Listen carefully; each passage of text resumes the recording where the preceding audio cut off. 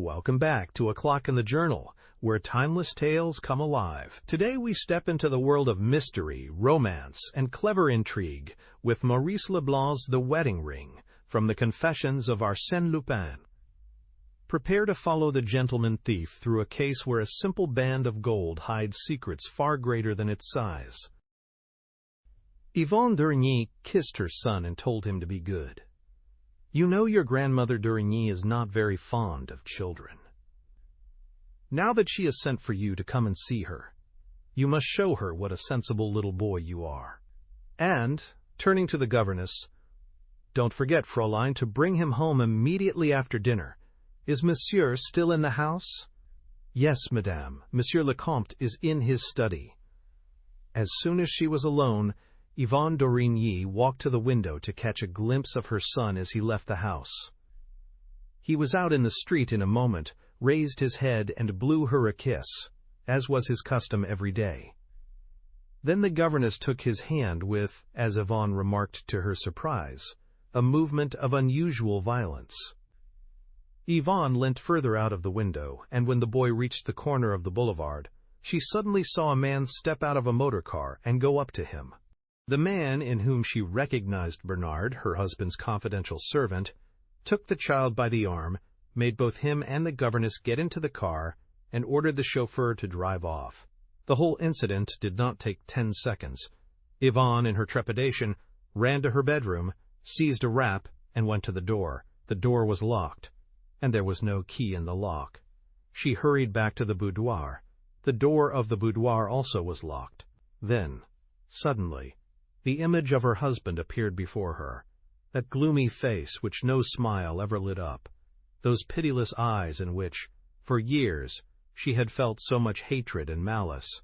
It's he, she said to herself. He has taken the child. Oh, it's horrible. She beat against the door with her fists, with her feet, then flew to the mantelpiece and pressed the bell fiercely. The shrill sound rang through the house from top to bottom.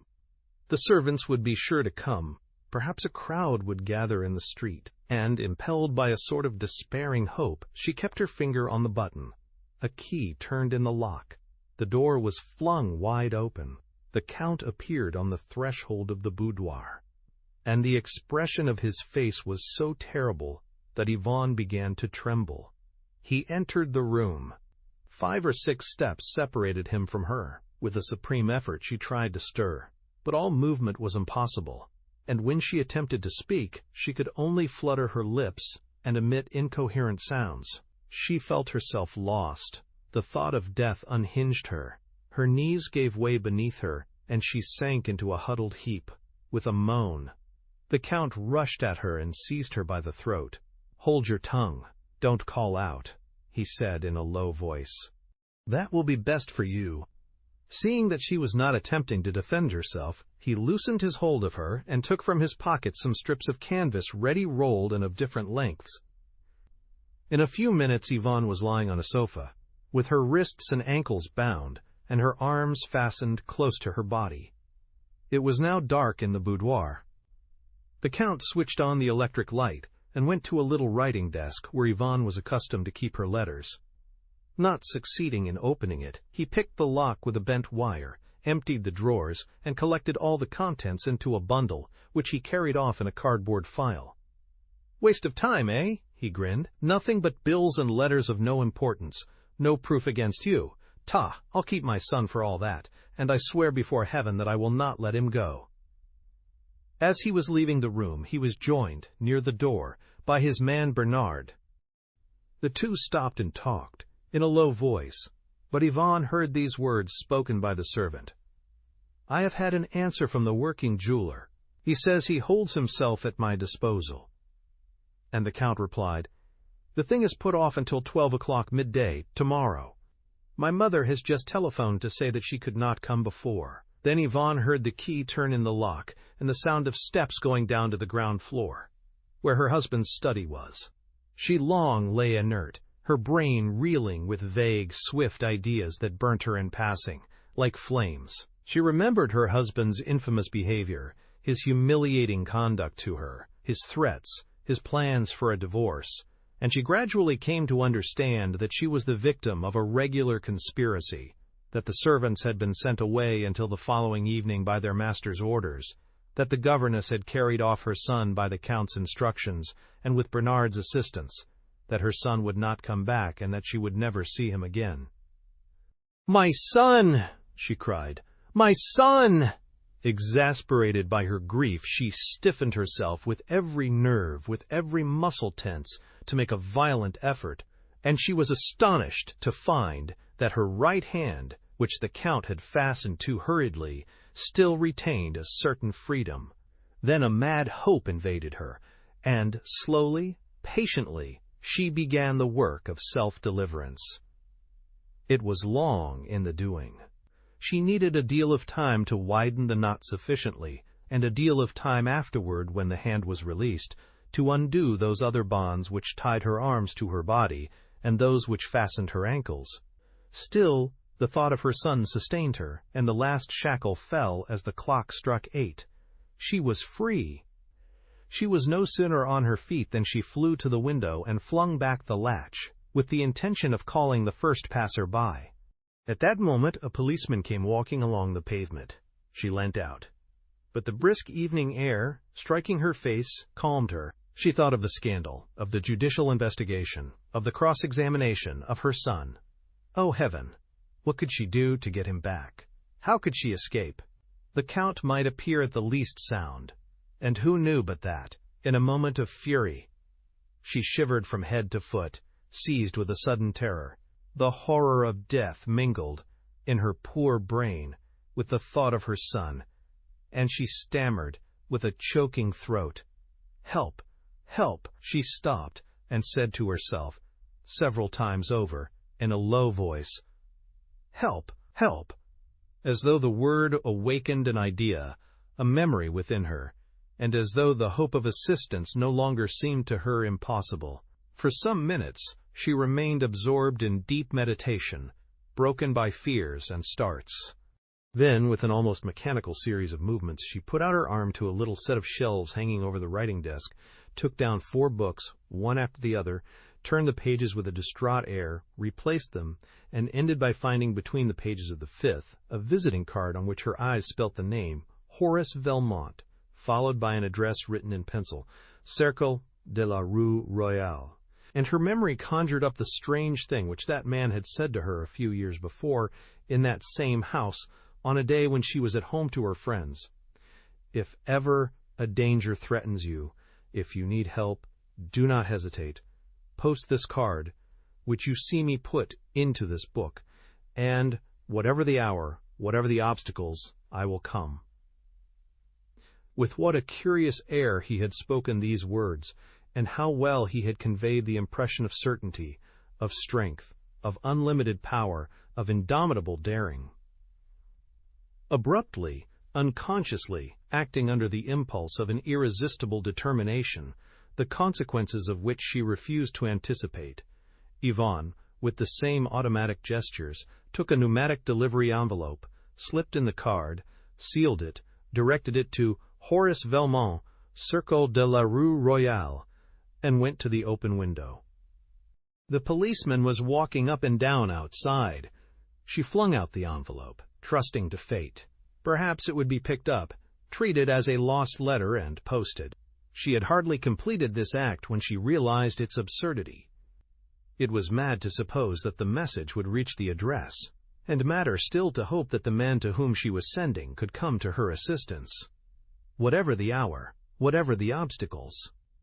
A reaction followed which was all the greater, inasmuch as the effort had been swift and violent.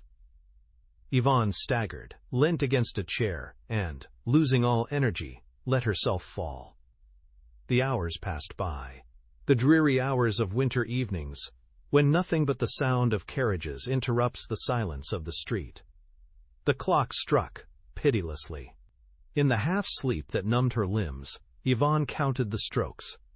She also heard certain noises, on different floors of the house, which told her that her husband had dined, that he was going up to his room, that he was going down again to his study.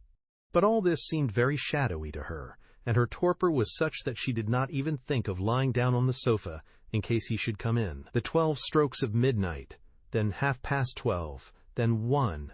Yvonne thought of nothing, awaiting the events which were preparing and against which rebellion was useless. She pictured her son and herself as one pictures those beings who have suffered much and who suffer no more, and who take each other in their loving arms. But a nightmare shattered this dream, for now those two beings were to be torn asunder, and she had the awful feeling, in her delirium, that she was crying and choking. She leapt from her seat. The key had turned in the lock. The Count was coming, attracted by her cries. Yvonne glanced round for a weapon with which to defend herself, but the door was pushed back quickly, and, astounded, as though the sight that presented itself before her eyes seemed to her the most inexplicable prodigy, she stammered, You! A man was walking up to her, in dress clothes, with his opera hat and cape under his arm, and this man, young, slender, and elegant, she had recognized as Horace Leblanc. You, she repeated. He said, with a bow, I beg your pardon, madam, but I did not receive your letter until very late. Is it possible that this is you? That you were able to? He seemed greatly surprised. Did I not promise to come in answer to your call?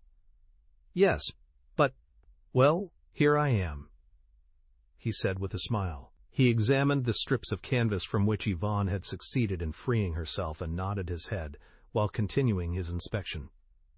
So, those are the means employed? The Comte d'Origny, I presume. I also saw that he locked you in.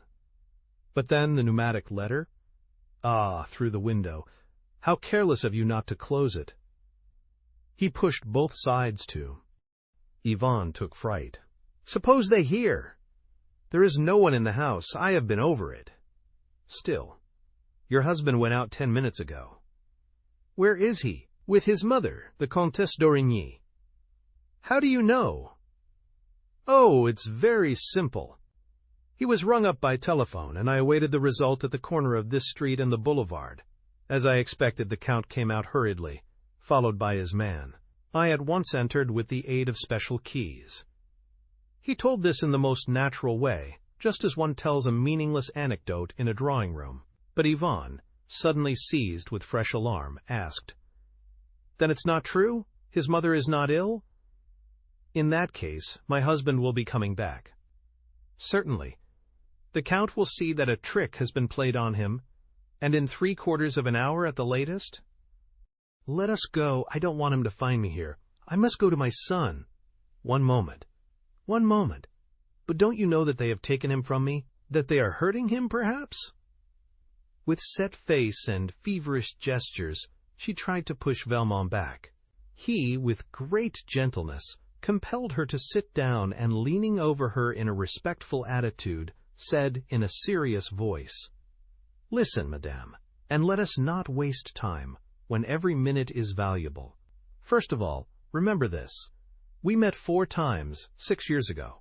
And on the 4th occasion, when I was speaking to you in the drawing-room of this house with too much, with too much feeling, you gave me to understand that my visits were no longer welcome. Since that day I have not seen you, and, nevertheless, in spite of all, your faith in me was such that you kept the card which I put between the pages of that book, and, 6 years later, you send for me, and none other.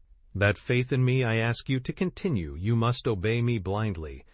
Just as I surmounted every obstacle to come to you, so I will save you, whatever the position may be. Horace Leblanc's calmness, his masterful voice, with the friendly intonation, gradually quieted the Countess. Though still very weak, she gained a fresh sense of ease and security in that man's presence. Have no fear, he went on. The Comtesse d'Origny lives at the other end of the Bois de Vincennes. Allowing that your husband finds a motor cab, it is impossible for him to be back before 3:15. Well, it is 25 to 3 now. I swear to take you away at 3 o'clock exactly and to take you to your son, but I will not go before I know everything. What am I to do? She asked. Answer me, and very plainly. We have 20 minutes. It is enough. But it is not too much. Ask me what you want to know. Do you think that the Count had any murderous intentions? No. Then it concerns your son? Yes. He is taking him away, I suppose, because he wants to divorce you and marry another woman. A former friend of yours, whom you have turned out of your house. Is that it? Oh, I entreat you, answer me frankly. These are facts of public notoriety, and your hesitation, your scruples must all cease, now that the matter concerns your son. So your husband wished to marry another woman? Yes. The woman has no money. Your husband, on his side, has gambled away all his property and has no means beyond the allowance which he receives from his mother, the Comtesse d'Origny, and the income of a large fortune which your son inherited from two of your uncles. It is this fortune which your husband covets, and which he would appropriate more easily if the child were placed in his hands. There is only one way: divorce. Am I right? Yes. And what has prevented him until now is your refusal. Yes, mine, and that of my mother-in-law, whose religious feelings are opposed to divorce. The Comtesse d'Origny would only yield in case they could prove me guilty of shameful conduct. Valmont shrugged his shoulders. Therefore he is powerless to do anything against you or against your son. Both from the legal point of view and from that of his own interests, he stumbles against an obstacle which is the most insurmountable of all, the virtue of an honest woman. And yet, in spite of everything, he suddenly shows fight. What do you mean? I mean that, if a man like the Count, after so many hesitations, and in the face of so many difficulties, risks so doubtful an adventure, it must be because he thinks he has command of weapons. What weapons? I don't know. But they exist, or else he would not have begun by taking away your son. Yvonne gave way to her despair. Oh, this is horrible. How do I know what he may have done, what he may have invented? Try and think. Recall your memories. Tell me, in this desk which he has broken open, was there any sort of letter which he could possibly turn against you? No, only bills and addresses. And in the words he used to you in his threats, is there nothing that allows you to guess? Nothing. Still, Valmont insisted. There must be something, and he continued. Has the Count a particularly intimate friend in whom he confides? No. Did anybody come to see him yesterday? No, nobody. Was he alone when he bound you and locked you in? At that moment, yes. But afterward? His man Bernard joined him near the door, and I heard them talking about a working jeweler. Is that all? And about something that was to happen the next day, that is, today, at 12 o'clock, because the Comtesse d'Origny could not come earlier. Valmont reflected.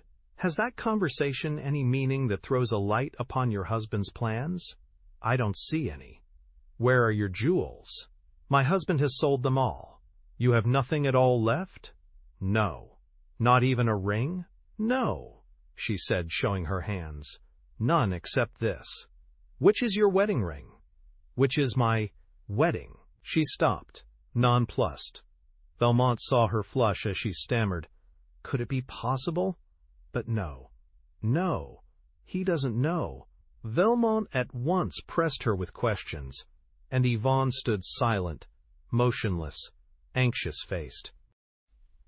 At last she replied in a low voice, This is not my wedding ring. One day, long ago, it dropped from the mantelpiece in my bedroom, where I had put it a minute before, and, hunt for it as I might, I could not find it again. So I ordered another, without saying anything about it, and this is the one on my hand. Did the real ring bear the date of your wedding? Yes, the 23rd of October. And the second? This one has no date. He perceived a slight hesitation in her, and a confusion which, in point of fact, she did not try to conceal. I implore you, he exclaimed, don't hide anything from me. You see how far we have gone in a few minutes, with a little logic and calmness. Let us go on, I ask you as a favor. Are you sure, she said, that it is necessary? I am sure that the least detail is of importance, and that we are nearly attaining our object. But we must hurry.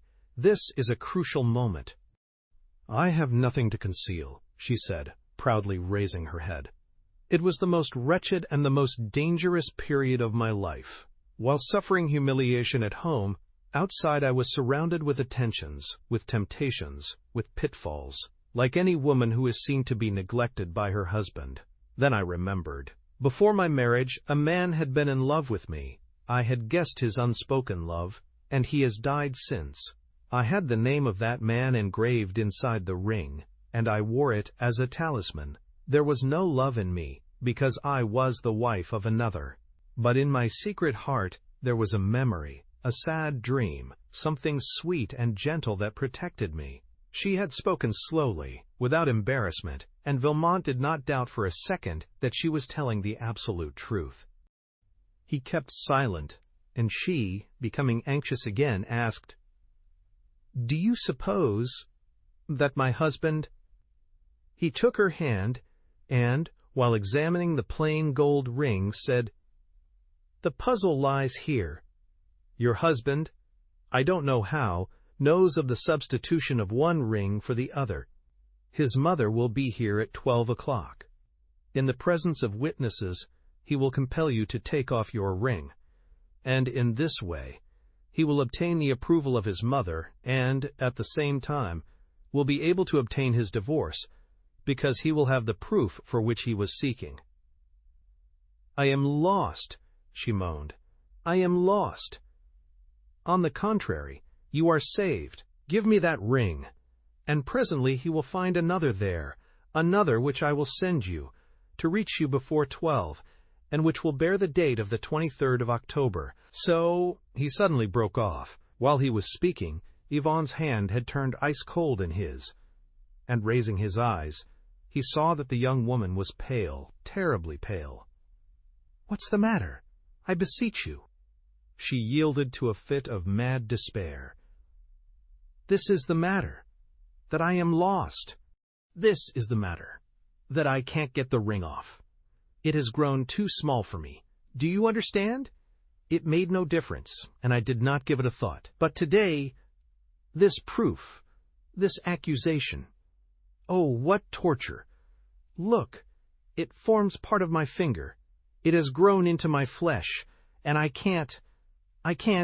She pulled at the ring, vainly, with all her might, at the risk of injuring herself, but the flesh swelled up around the ring, and the ring did not budge. "Oh!" she cried, seized with an idea that terrified her. "I remember, the other night, a nightmare I had. It seemed to me that someone entered my room and caught hold of my hand, and I could not wake up. It was he. It was he. He had put me to sleep. I was sure of it. And he was looking at the ring, and presently he will pull it off before his mother's eyes. Ah, I understand everything. That working jeweler, he will cut it from my hand tomorrow. You see, I am lost."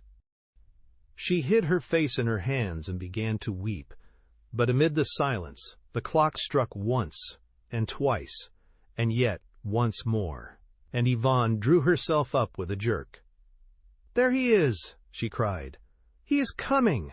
It is 3 o'clock! Let us go!" She grabbed at her cloak and ran to the door. Valmont barred the way, and in a masterful tone, "You shall not go." "My son, I want to see him, to take him back." "You don't even know where he is."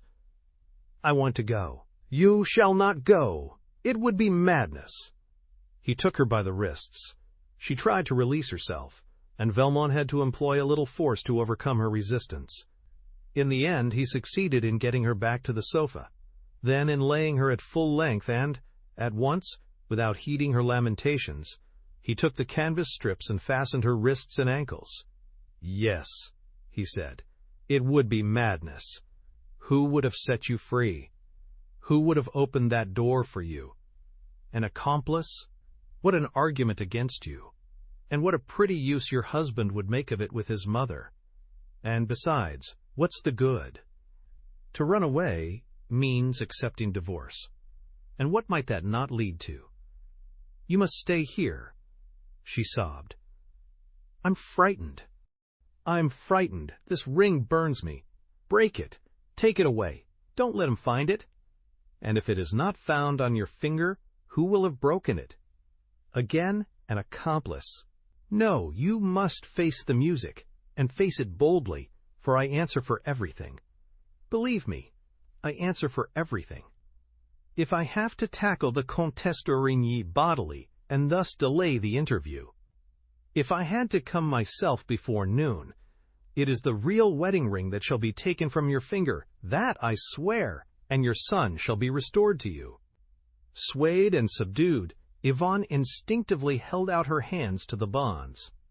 When he stood up, she was bound as she had been before. He looked round the room to make sure that no trace of his visit remained. Then he stooped over the Countess again and whispered, "Think of your son, and, whatever happens, fear nothing. I am watching over you." She heard him open and shut the door of the boudoir and, a few minutes later, the hall door. At 3:30, a motor cab drew up. The door downstairs was slammed again, and, almost immediately after, Yvonne saw her husband hurry in, with a furious look in his eyes. He ran up to her, felt to see if she was still fastened, and, snatching her hand, examined the ring. Yvonne fainted. She could not tell when she woke how long she had slept, but the broad light of day was filling the boudoir, and she perceived, at the first movement which she made, that her bonds were cut. Then she turned her head and saw her husband standing beside her, looking at her. My son, she moaned.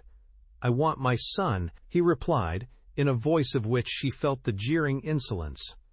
"Our son is in a safe place, and, for the moment, it's a question not of him, but of you.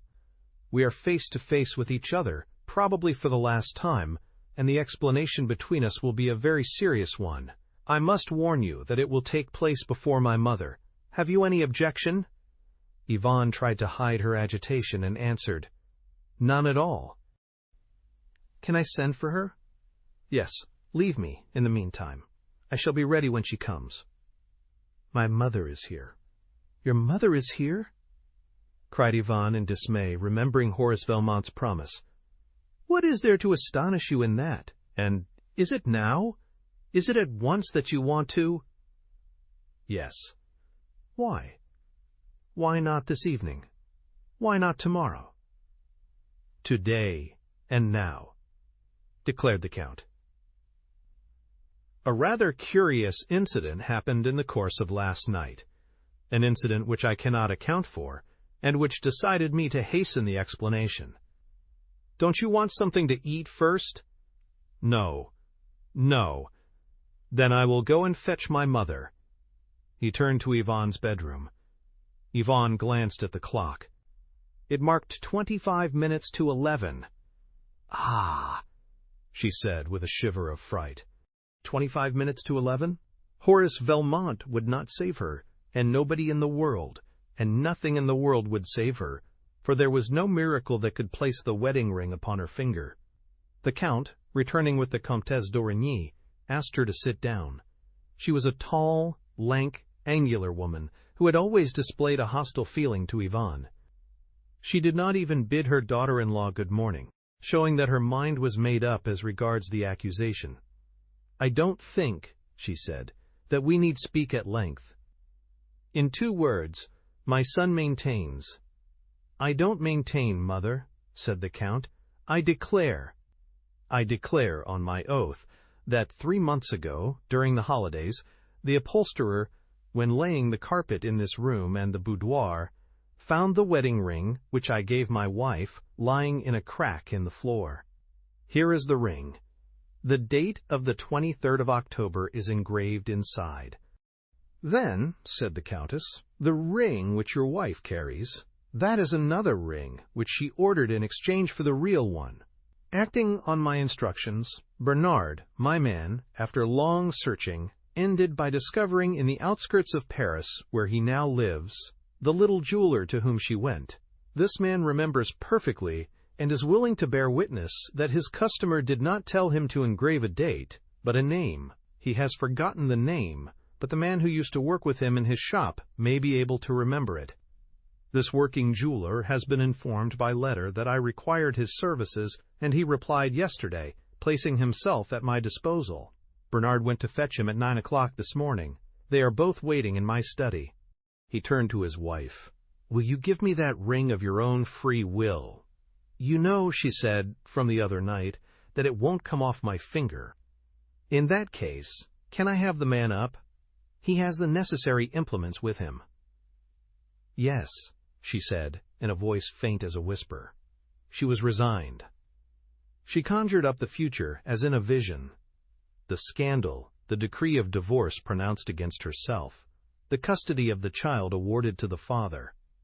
And she accepted this, thinking that she would carry off her son, that she would go with him to the ends of the earth, and that the two of them would live alone together and happy. Her mother-in-law said, "You have been very thoughtless, Yvonne." Yvonne was on the point of confessing to her and asking for her protection. But what was the good? How could the Comtesse d'Origny possibly believe her innocent? She made no reply. Besides, the Count at once returned, followed by his servant, and by a man carrying a bag of tools under his arm. And the Count said to the man, "You know what you have to do?" "Yes," said the workman. "It's to cut a ring that's grown too small. That's easily done. A touch of the nippers. And then you will see," said the Count, "if the inscription inside the ring was the one you engraved." Yvonne looked at the clock. It was 10 minutes to 11. She seemed to hear, somewhere in the house, a sound of voices raised in argument, and, in spite of herself, she felt a thrill of hope. Perhaps Velmont has succeeded, but the sound was renewed, and she perceived that it was produced by some costermongers passing under her window and moving farther on. It was all over. Horace Velmont had been unable to assist her, and she understood that to recover her child she must rely upon her own strength, for the promises of others are vain. She made a movement of recoil. She had felt the workman's heavy hand on her hand, and that hateful touch revolted her. The man apologized, awkwardly. The Count said to his wife, "You must make up your mind, you know." Then she put out her slim and trembling hand to the workman, who took it, turned it over, and rested it on the table, with the palm upward. Yvonne felt the cold steel. She longed to die, then and there, and at once attracted by that idea of death, she thought of the poisons which she would buy, and which would send her to sleep almost without her knowing it. The operation did not take long. Inserted on the slant, the little steel pliers pushed back the flesh, made room for themselves, and bit the ring. A strong effort, and the ring broke. The two ends had only to be separated to remove the ring from the finger. The workman did so. The Count exclaimed in triumph, "At last! Now we shall see. The proof is there, and we are all witnesses." He snatched up the ring and looked at the inscription. A cry of amazement escaped him. The ring bore the date of his marriage to Yvonne, 23rd of October. We were sitting on the terrace at Monte Carlo. Lupin finished his story, lit a cigarette, and calmly puffed the smoke into the blue air. I said, "Well?" "Well, what?" "Why, the end of the story." "The end of the story? But what other end could there be?" "Come, you're joking." "Not at all. Isn't that enough for you? The Countess is saved. The Count, not possessing the least proof against her, is compelled by his mother to forego the divorce and to give up the child.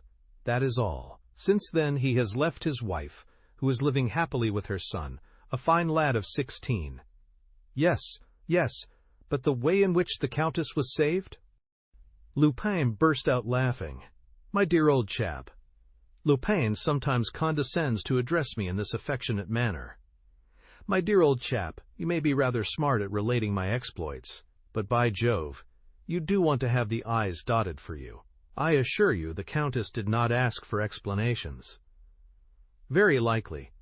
But there's no pride about me," I added, laughing. "Dot those I's for me, will you?"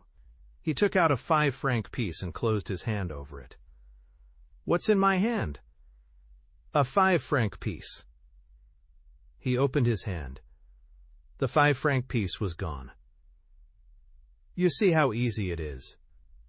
A working jeweler, with his nippers, cuts a ring with a date engraved upon it, 23rd of October. It's a simple little trick of sleight of hand, one of many which I have in my bag. By Jove, I didn't spend 6 months with Dixon the conjurer for nothing. But then, out with it.